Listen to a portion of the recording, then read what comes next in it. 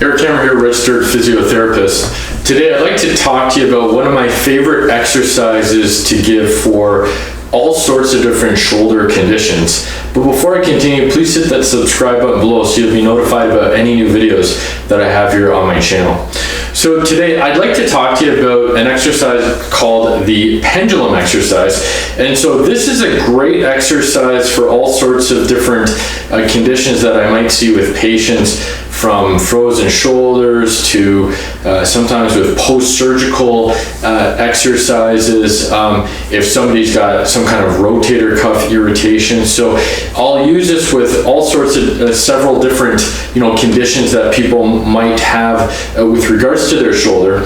And the idea with this is essentially to offload the shoulder and use your body's momentum essentially to move it. So the idea here, right, you can hold something here, so a table, and basically if it's my right shoulder here, I'm going to let it completely dangle. And the idea here is I use my body, right, to swing the arm forward and back. I can do circles side to side.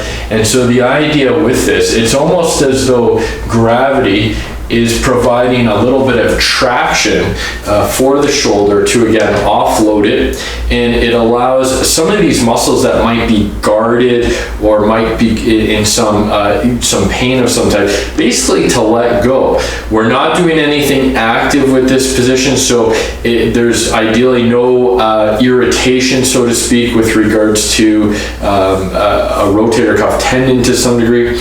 And so it's a great exercise, right, that can help in terms of early mobilization for the shoulder, which ideally doesn't cause any discomfort or pain. For some patients, it might also be appropriate to add in a little bit of weight, so it provides, again, a little bit more traction to the shoulder. To some degree with that weight, it can provide an increase in space in the subacromial space. So if somebody, for example, has an irritation from an impingement of some type, this can help. So there's all sorts of, again, uses for this really simple exercise.